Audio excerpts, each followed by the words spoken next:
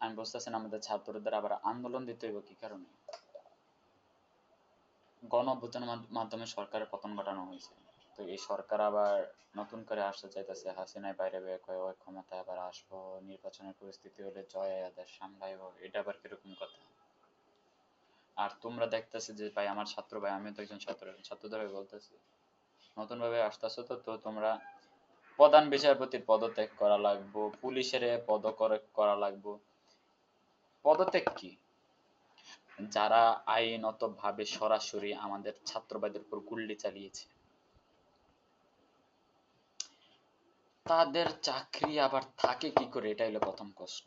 আর তোমরা যেখানে বারবার চাইতেছো যে পদত্যাগ করতে হবে, যে রাষ্ট্রপতি চুপ্পু, মাননীয় রাষ্ট্রপতি, তারে বলা যায় না সে একজন চামচাই, তো চুপ্পু কিভাবে এখনো সেখানে থাকে? রাষ্ট্রপতি অন্য আরেকজনকে করা হোক, করার পরে রাষ্ট্রপ্রধান যদি ঠিক না থাকে, ঘোড়ার মধ্যে যদি সমস্যা থাকে, তো গাছ কিভাবে দাঁড়াবে? ফাউন্ডেশনে যদি দুর্বল থাকে, তো দালান কিভাবে হবে? তো রাষ্ট্রপতিকে প্রথমে তার পদত্যাগ করতে হবে, তারপরে বাকি যারা আছে তাদেরকে চাকরি থেকে বরখাস্ত করতে হবে। কোনো পদত্যাগের আন্দোলন চাই না, এটাই আমার কথা।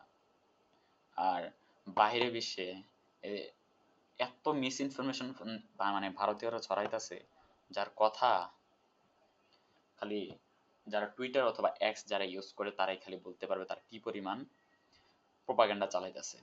আর আমার ছাত্র ভাইয়েরা হাজার হাজার ছাত্র ভাইয়ের রক্তের বিনিময়ে যে দেশটা আবার দ্বিতীয়বার স্বাধীন হয়েছে, ওইটা দেখে ওদের জ্বালাফেরা, ওদের স্বার্থ শেষ হয়ে যাইতেছে। কথা আমি বলতাম পারি না, তারপর কথা বলার চেষ্টা করতেছি। সাধারণ ভাইয়েরা আপনারা ভালো বোঝেন, আর আমি কিছু বলতাম চাই না।